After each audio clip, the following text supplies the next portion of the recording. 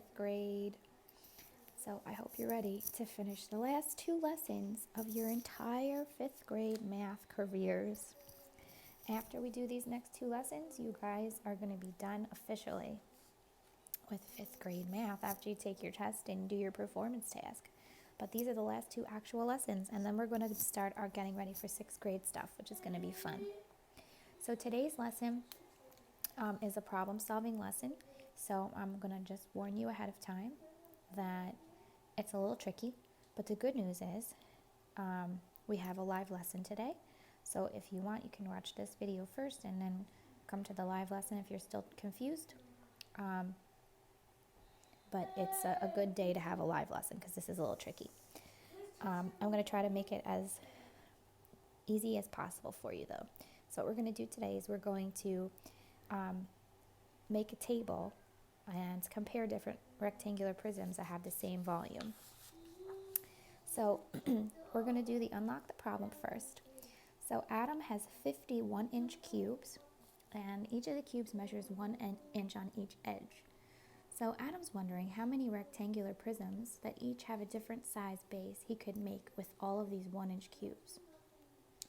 So we're going to use the graphic organizer to help us solve the problem. For each of the problems, we're going to be setting up tables. One thing that I'm going to have you guys do is, well, let me talk about this first. So if you're going to make a rectangular prism, what we want to be thinking about is the volume. So if each of these cubes is 1, it has a volume of 1. So if there's 50 of them, the total volume is going to end up being 50. So I'm going to fill this out. I need to find the number of rectangular prisms, and then I'll explain to you.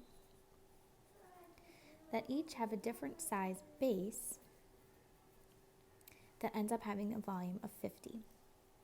So of course we know for volume of a rectangular prism we use length times width times height. Okay? And the factors of 50. So what I'm going to do over here, I'm going to skip this part. What I'm going to do over here is I'm adding a section here. Before we start the table, now they've started it for us already, we want to think about all the ways that we can get 50 when we're multiplying. So one way is to do 50 times 1, right? So what we're going to do is we're going to figure out all the ways we could get 50 times 1. We can also do 25 times 2, right? And we want to think of if there's any other way. We can also do 10 times 5, right? If you take the step to do this, these are the factors of 50. If we take this step and write this out, then it's going to make our lives much easier because we can figure out all the different ways that we could get these numbers, and it'll give us different bases. So what we're going to do is we're going to start off with the 50 times 1 fact, okay? And we're going to write as many of those as we can think of. Now, they started it for us already, but when I do this with you on my own, I'm going to start with each set of factors and write all the possibilities first. So for 50 times 1, the first possibility is that the height is 50 and the base is 1. So in order for the base to be 1, we would have to do 1 times 1. So the first possibility is that the base is 1 times 1 and the height is 50, which would give us that volume. The other possibility is that the height is 1 and the base is 50. So that's down here, they've already written it for us. So one possibility would be that the base is 1 times 50. But that's not the only way that we could get 50. So we're going to try again where the height of 1, and we could also have 2 and 25, right? 2 times 25 is 50 times 1, so we'll show that. Length times width times height would still give us 50. So now we want to think again, is there any other way that we could have 50 as a base and the height of 1? So yeah, we know there's another factor, and it's 10 times 5. So I could have a base that's 10 times 5 and the height of 1. And will give me that volume as well. So 10 times 5 times 1 will still give me 50. Okay? Then I would go to the second set of factors, which is 25 and 2. and I'm going to think about all the ways that that could work. So if the height is 25, that means that the base has to be 2. The only possibility is 1 times 2. There's nothing else we could do there. But if we switch it and make the height 2, one of the possibilities is 2, and then 25 has to be the base, so that would be 1 times 25. But I can think of another one, right? What's another way I can get 25 besides doing 1 times 25? I could do 5 times 5. So the base could be 5 and 5. So the volume would be 5 times 5 times 2, which would give me 50 as well. 5 times 5 times 2 is 50. Okay, and that would conclude the factors 25 and 2. So now I just have to think of the 10 and 5. So they've written for us, guessing that the height is 10. That would mean that the base would have to be 5, and the only way we could get 5 is 1 times 5, right? But if we switch it and make the height 5, then the base would be 10. So one possibility is 1 times 10, but the other possibility to get 10 is 5 times 2. Okay, so that's our last possibility. Sorry. So 10 times 5 is 50, right? So 5 times 2 times 5 would still give me 50. So that is the list of all the possibilities of different bases he could make with different heights. Okay, so I know this is super confusing. So I'm going to show you another example. And I've tried to set it up already for you.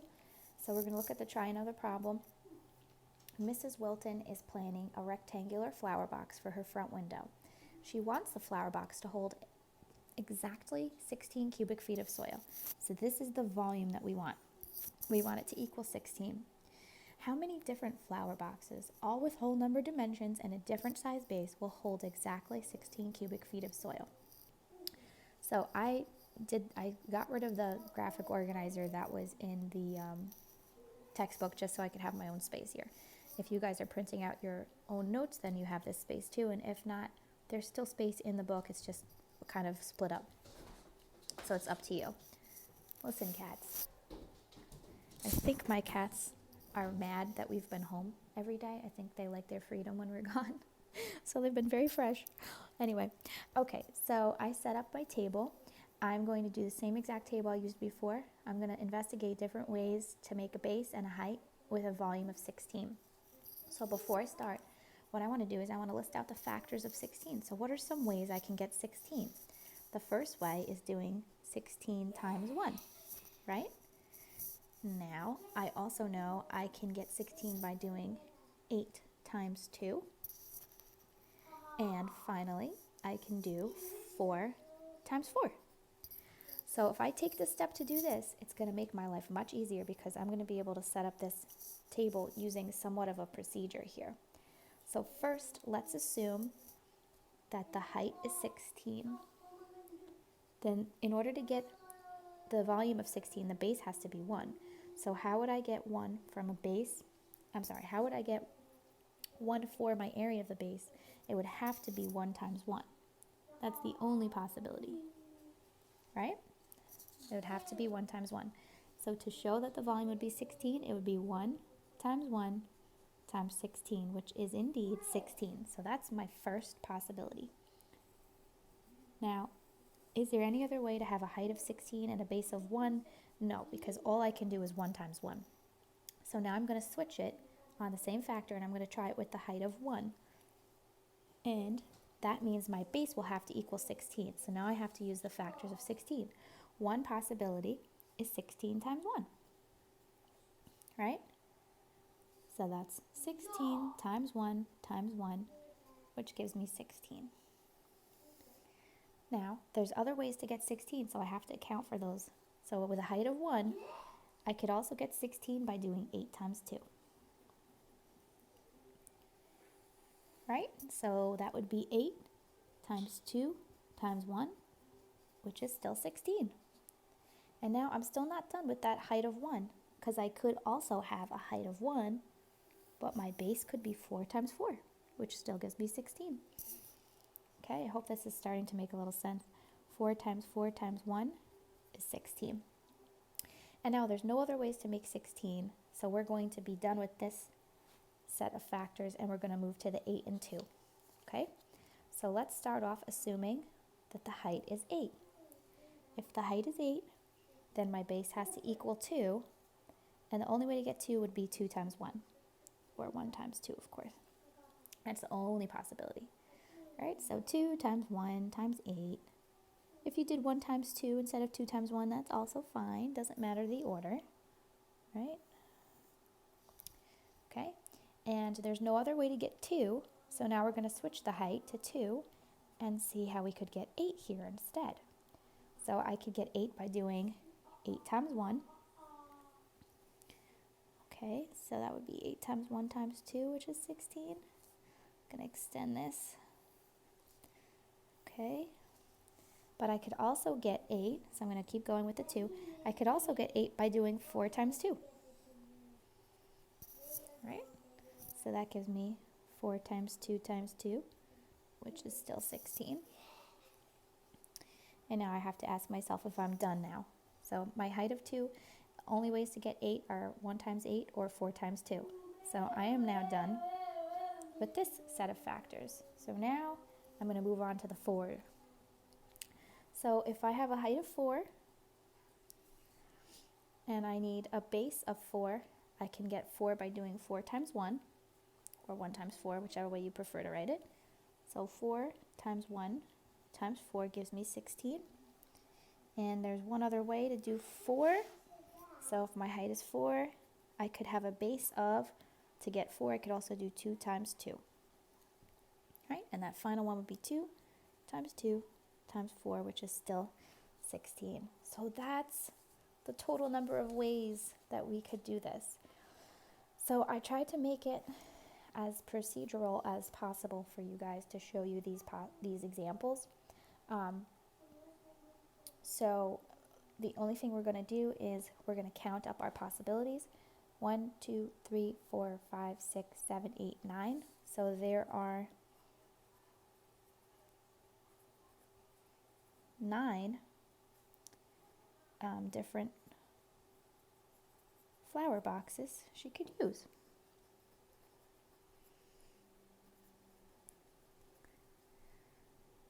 That would hold 16 cubic feet of soil. That's your final answer. Okay? So again, I know that this is a little tricky, but if you follow the way that I did it, it makes it much easier. So you determine what the volume is you need, and then you decide what the factors, the different factor sets are. Okay? Once you do those factor sets, you set up your table and you start. First select the height, and then figure out the different ways that you could get the other factor. And then you switch the height and figure out those ways, then go to your next set of factors and repeat. Okay? So let's take a look at the Sharon show. This one's teensiest bit different. A company makes concrete paving stones in different sizes. Each stone has a volume of 360 cubic inches and a height of 3 inches. The stones have different lengths and widths. No stones have a length or width of 1 or 2. How many different paving stones, each with a different size base, have a volume of 360 cubic inches? So this one is slightly different because they're giving us the height and they're giving us a restriction. So they're telling us that the height is 3 no matter what, okay? But we can't have a width or a length of 1 or 2. So before we do this, we're going to still do what I did before.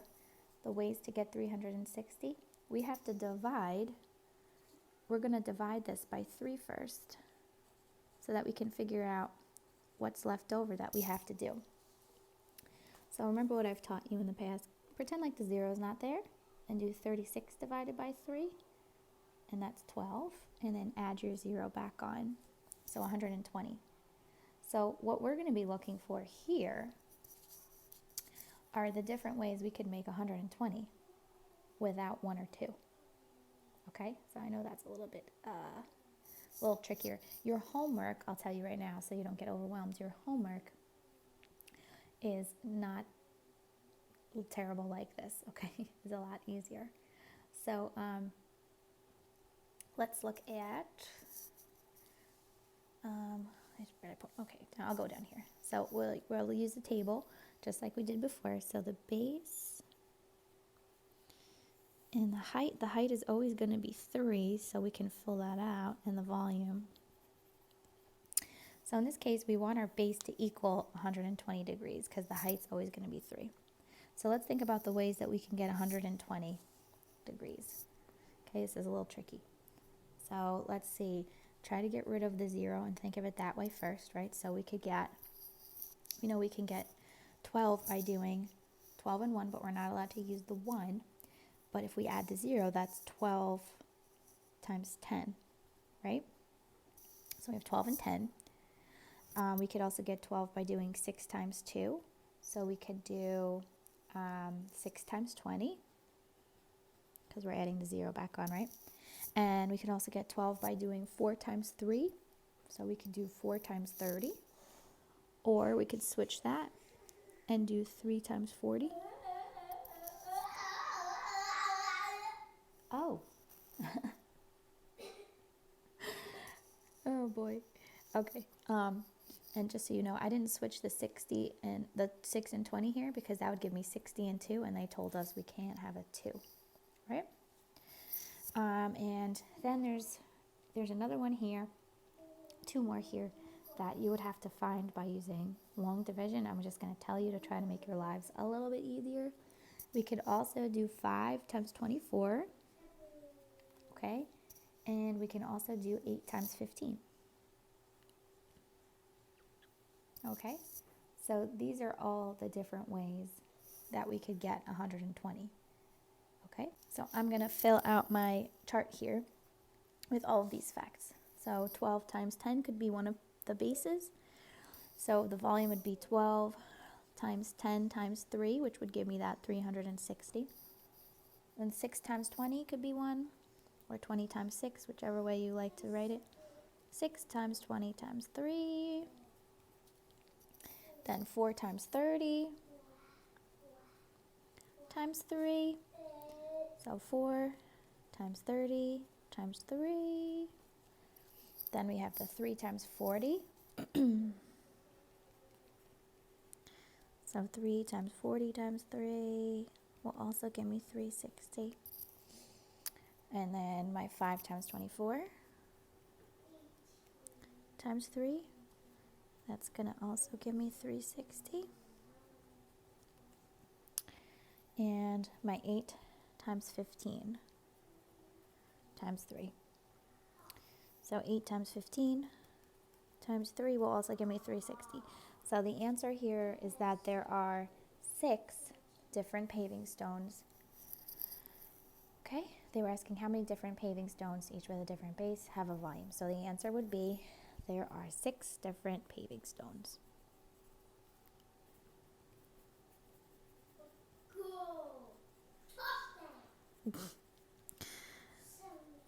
Drew's playing Madden on his iPad.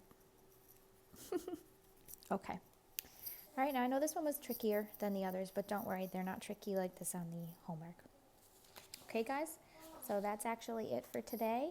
And again, there's a live lesson, so if you're a little confused, don't worry about it. We're going to go through it in our lesson. Okay, have fun.